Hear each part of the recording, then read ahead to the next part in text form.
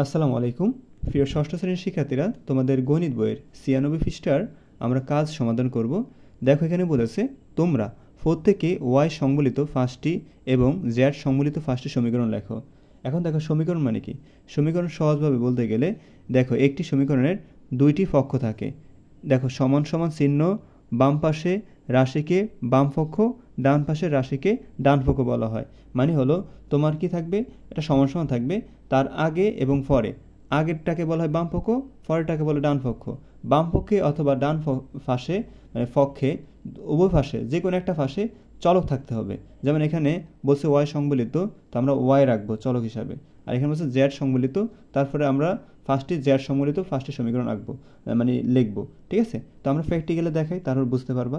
তো আমরা লিখবো যে 4 থেকে আমরা লিখবো যে ওয়াই সংবলিত 5টি সমীকরণ, এই কথাটা লিখবো, ওয়াই সংবলিত 5টি সমীকরণ। আমি এখানে লিখেছি যে ওয়াই সংবলিত 5টি সমীকরণ। এখন আমি 5টি সমীকরণ লিখবো, তো আমি এখানে রোমান চিহ্ন দেব।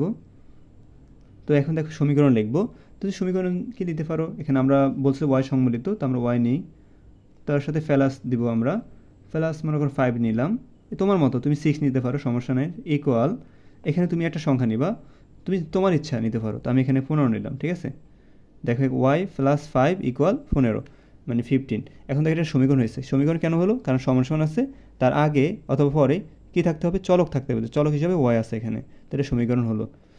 তো এখন দেখো মজার বিষয় হলো, এখানে মনে করো আমি সমীকরণ লিখলাম এখানে, কিন্তু দেখো এখানে সমীকরণের এই বাম পাশ এবং ডান পাশ একই হয়ে যাবে, কিন্তু আমরা যদি অঙ্ক করি একই হয়ে যাবে। যেমন এখানে দেখো তোমাদের আমি করে দেখাই, যেমন এখানে কি আমরা ওয়াই মান বের করবো না, তো প্লাস 5কে যদি এই পাশে নিয়ে যায় -5 হয়ে যাবে। তো এখন প্লাস 5কে যদি এই পাশে নিয়ে যায়, 15 পাশে নিয়ে যায় -5 হবে। তো 15 থেকে -5 আমরা বাদ দিলে কত থাকে, 10 থাকে না? তো ওয়াই মান কি আসছে বলো তো, 10 আসছে। এবার আসো ওয়াই মান কি আসছে, 10 আসছে। আর এখানে দেখো এই বাম পাশে কি আছে, বাম পাশে 15 আছে, আর ডান পাশে কি আছে, ডান পাশে আছে ওয়াই প্লাস 5। এখন দেখো ওয়াই মান কত পেয়েছি আমরা, 10 পেয়েছি। তো 10-এ এখানে যদি ওয়াই জায়গায় 10 বসাই, আর এখানে 5, 10 আর 5-এ কত, 15। দেখো এই পাশে 15, এই পাশে 15, দেখছো উভয় পাশ কিন্তু সমান হয়েছে। তুমি তোমার মতো করে লিখবা, তোমার মতো করে সংখ্যা নিবা, তাও দেখবা যে সমান সমান হবে, মানে উভয় পাশে সমানই হবে। তারপর দেখো আমরা 2 নাম্বার লিখবো। 2 নম্বরে তুমি তোমার মতো করে একটা সংখ্যা নিতে পারো। তো আমি এখানে নিতে পারি 7y নিলাম, মানে ওয়াইয়ের সাথে আমি একটা চলক হিসাবে নিলাম 7y প্লাস এখানে লিখলাম 5 ইকুয়াল আমি এখানে 20 লিখলাম।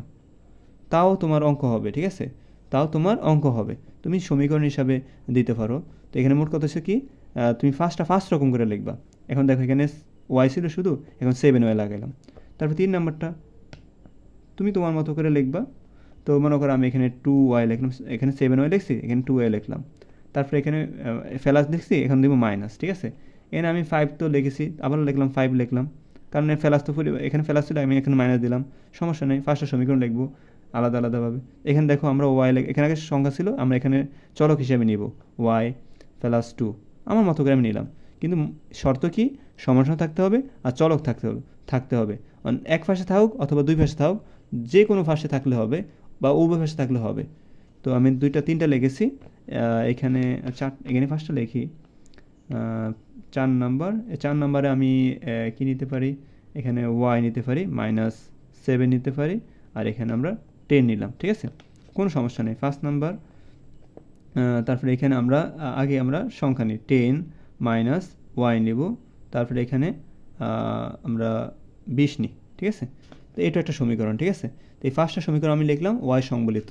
এবার বলছে কি জেড সংবলিত ফার্স্টটি সমীকরণ, তো আমি লিখবো জেড সংবলিত ফার্স্টটি সমীকরণ। সেম একইভাবে লিখলাম জেড সংবলিত ফার্স্টটি সমীকরণ।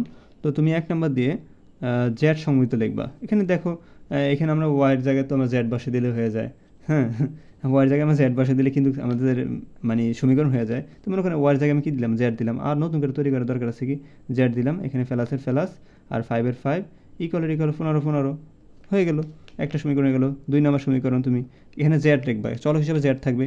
এখানে মনে করো আমি জেডের সাথে 2 নিলাম, আর এই জেড লিখলাম। ঠিক আছে, 2z প্লাস এখানে 5, এখানে তোমার 10 লিখলাম, কোনো সমস্যা নেই।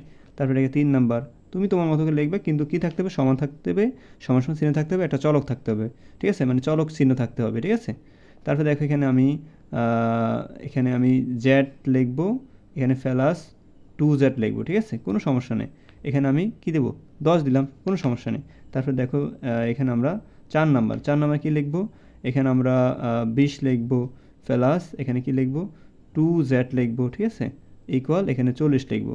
তার 5 নাম্বার আমরা কি করতে পারি, আমাদের মতো করে আমরা লিখতে পারি। এখানে লিখবো আমরা 25, এখানে আমরা লিখতে পারি z ইকুয়াল এখানে আমরা লিখতে পারি 50, ঠিক আছে। তো এভাবে লিখতে পারি আমরা। তো আমরা 5টা লেখা শেষ, z সম্বলিত এবং y সম্বলিত 5টা লেখা শেষ। আশা করি তোমরা প্রিয় শিক্ষার্থীরা বুঝতে পেরেছো। এতক্ষণ সাথে থাকার জন্য অসংখ্য ধন্যবাদ। পরবর্তী ভিডিওতে তোমাদের বাকি কাজগুলো সমাধান করব।